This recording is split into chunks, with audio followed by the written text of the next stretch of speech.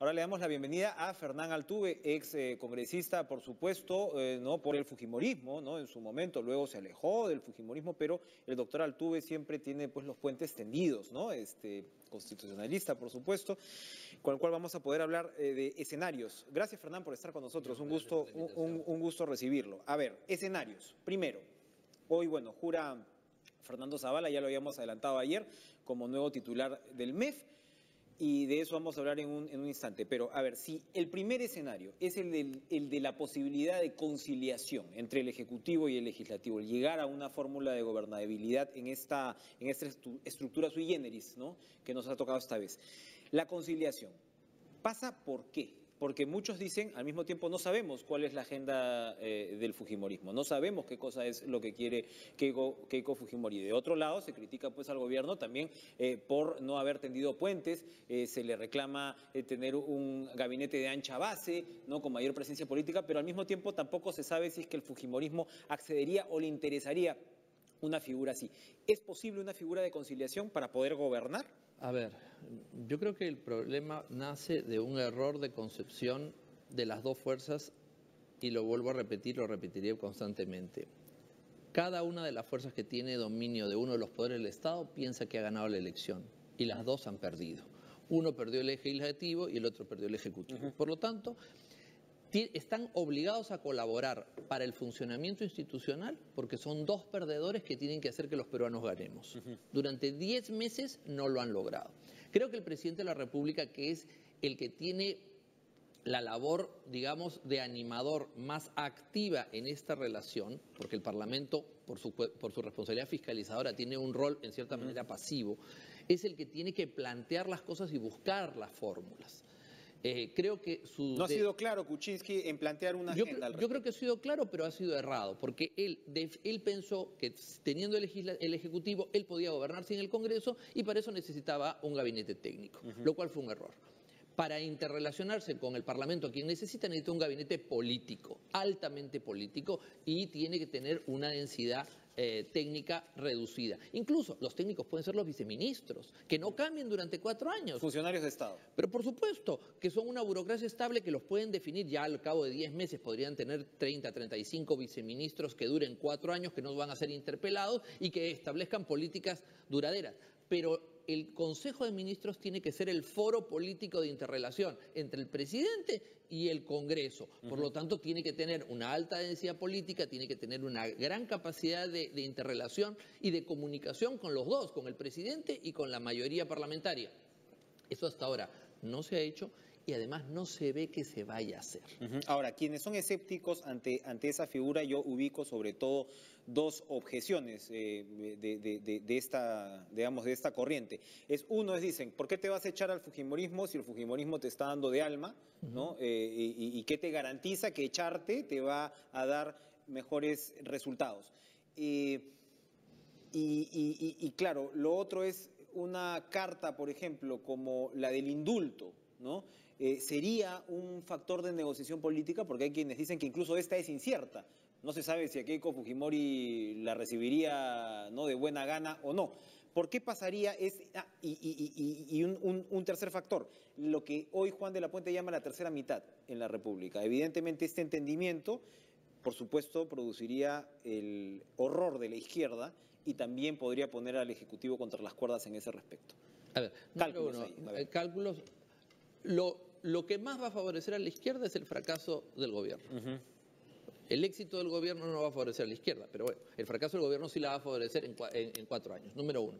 Número 2, yo no digo que ese gabinete sea un gabinete entregado a una mayoría, pero tiene que ser un gabinete conversado y tratar de convocar fuerzas nacionales. Es un gabinete de unidad nacional, un gabinete de concertación, un gabinete, le pueden llamar como quiera. No es que el presidente se vaya a entregar a una sola mayoría, sino que tiene que construir una base política desde el Consejo de Ministros que no tiene. Y parte de eso es una invitación a la mayoría. Nadie le está diciendo échate a la mayoría sin tener ninguna garantía, porque nadie es irresponsable para decirle eso al presidente.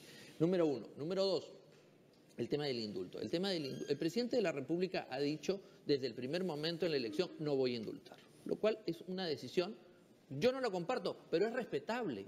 Y todo el mundo tiene que respetar el derecho del presidente a haber señalado desde el primer instante que no lo va a hacer. Ahora, él que tiene esa fortaleza para que el tema no se toque, debe hablar con sus ministros y con su entorno y no tocar el tema. Primero, porque no se sabe cuál va a ser el efecto político que eso tenga realmente. Por lo tanto, es un tema que no se debe ventilar. Número dos, no es respetuoso con una persona que está presa que todo el día estén hablando de que si sale, no sale, si sale, no sale. O sea, eso, por favor, o sea, las personas... Entonces, si vas a salir a hablar, tiene que ser con una decisión prácticamente tomada o por lo menos con una propuesta directa. Las cosas muy claras. Si esto va a ocurrir, informen que ocurrió. Y si no va a ocurrir, no lo vuelvan a tocar. Fernán, engañarnos a que el indulto no podría ser una carta de negociación política, pues es también... Bueno, pero eso también se conversa. Pero no es una negociación, si va a haber una negociación política sobre eso, que a mí no me gusta la idea, vamos a ser claros. Esto no desnaturaliza el fundamento de ser humanitario, porque entonces no es un indulto humanitario, sino es un indulto político. Entonces estamos en un escenario que a mí personalmente me desagrada. Pero si eso fuera así, se da cuenta de lo que se negoció políticamente, pero no se está diciendo en los medios de comunicación todos los días esto, porque al final de cuentas es un desgaste y es un manoseo, que al final de cuentas va a haber un sector del país que va a decir, esto no es un tema humanitario, esto es un tema de cálculo político. Segundo escenario, segundo gran escenario, el ataque. ¿No? Hemos analizado lo que podría ser, ¿no?, el factor conciliación. Una paz armada. Exacto, una paz armada. El ataque, si es que el gobierno pasa a una postura más agresiva, que muchos la reclamaron ahora, ¿no?, con la coyuntura de Torne, que dijeron dentro del mismo gobierno, yo he podido hablar con varios miembros prominentes del gobierno que decía, este era el momento de presentar la cuestión de confianza. Una posición de ataque, una estrategia de ataque o de mayor agresividad frente al Parlamento pasa necesariamente por la presentación de una cuestión de confianza que pueda llevar a la disolución del Congreso. Bueno, digamos que es la única fórmula constitucional. Es la única arma... Es la única arma con la que cuenta institucional con la que cuenta el Ejecutivo. Ahora, yo he leído un artículo del señor Cifuentes hoy día en la prensa donde dice, ya fuiste. O sea, los plazos para haber hecho esto parece que eran anteriores, porque obviamente la obstrucción hubiera sido denunciable antes. Parece que ya el tiempo se pasó. Pero al final de cuentas, desde el punto de vista de la institucionalidad, es el único mecanismo que tiene el Ejecutivo para hacerlo. Estamos en pantalla, ¿no?, sencillamente para traerles las novedades con respecto a lo que ocurre en el incendio. Cualquier tipo de desprendimiento de estructura es lo que se está hablando ahora de este riesgo. Vamos a tener la cobertura en vivo. Mientras tanto, seguimos conversando con Fernán Altuve. Ahora, el factor Zavala. Esto, cualquiera de estas dos situaciones, sobre todo la primera, pasa también por la identidad que tenga el gabinete. Fernando Zavala, que va a asumir ya no solamente la PCM, sino además el MEF, o sea, es un superministro, según estas características. Mega poderoso. A mí me han dicho que hay una suerte de transición, que se está esperando encontrar un nuevo MEF, pero el hecho es que yo sacaba cuentas desde Víctor Hoyguay, no teníamos un MEF PCM que ha tenido, pues, 17 años, ¿no?, exponentes como Manuel Ulloa o como Hurtado Miller, ¿no?, en el pasado, pero también lo cierto es que el Estado ha cambiado y las obligaciones del PCM también cambian. Casi todo confluye en la presidencia del Consejo de Ministros. Pero bueno, Zavala es evidentemente, y yo creo que eso es lo más notorio aquí, una persona de confianza del presidente Kuczynski. Pero por otro lado, hay fuentes y voces fujimoristas que dicen Zavala ya fue en su relación con el fujimorismo. ¿Cuál es la temperatura y cuál es la postura y la posición que debería encarnar el premier de aquí en adelante? Número uno, la decisión de nombrarlo ministro puede ser una medida de transición, pero es una medida impolítica porque muestra una...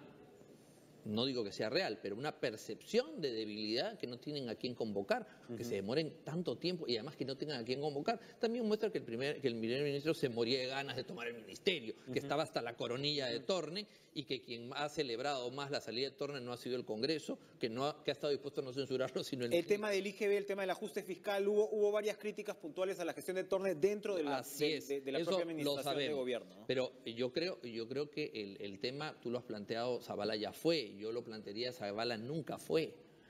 O sea, nunca tuvo una relación con el fujimorismo, como se dijo.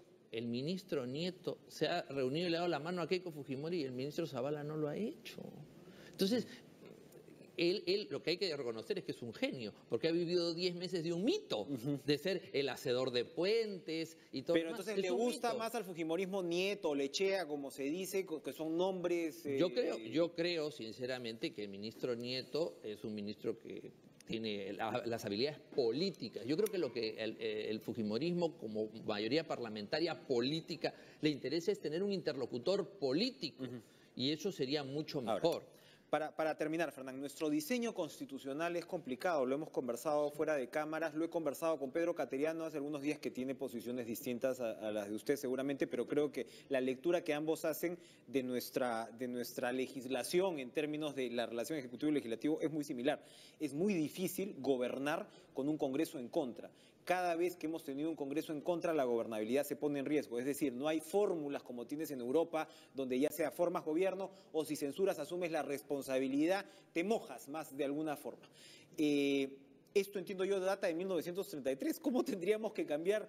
Nos cuesta tanto hacer cambios constitucionales, pero ¿cómo tendríamos que cambiar para tener una relación distinta? Esto es un camino que comenzó en 1863 con la Ley de Ministros, que estableció el voto de censura por ley. En el año 33 se constitucionaliza, pasa a la Constitución, pero ya tenía pues 70 años de existencia. Entonces, nosotros hemos ido creando un sistema, un modelo híbrido. Hemos salido del presidencialismo a la norteamericana, que tiene México, que tiene Brasil, que tiene Chile, que tiene la Argentina, un presidente fuerte, no solo política, sino institucionalmente fuerte. Perdón, al extremo que Fernando Tuesta recordaba ayer también en un diario, que cuando ocurrió Barack Obama con las dos cámaras en contra, no le podían bajar a su gente de confianza, es, por ejemplo, la atribución que sí tiene el Congreso aquí. Claro, el modelo presidencial duro que nosotros no tenemos desde hace 150 años. Entonces, nosotros hemos ido avanzando durante 150 años, pasito a paso, hacia el sistema parlamentario europeo. Pero lamentablemente, hace 30 años nos quedamos y no seguimos avanzando. Entonces hemos quedado en un híbrido que no define en una confrontación o el poder del presidente o el poder del Congreso, sino que deja la mitad. Y hace 100 años, desde 1914, que como tú bien dices, cuando no se ponen de acuerdo, alguien se cae. Y qué desafío, porque si no nos podemos poner de acuerdo con el tema de financiamiento y dádivas, ¿cómo vamos a cambiar este diseño que realmente está mal en el hueso, en su matriz? Pero bueno, será pues, ojalá, materia de discusión, que de repente, si se llega a un entendimiento, ¿no?, podría redundar incluso en un debate de estas características. Fernán Altuve, muchas gracias por estar con nosotros esta mañana, 8:44.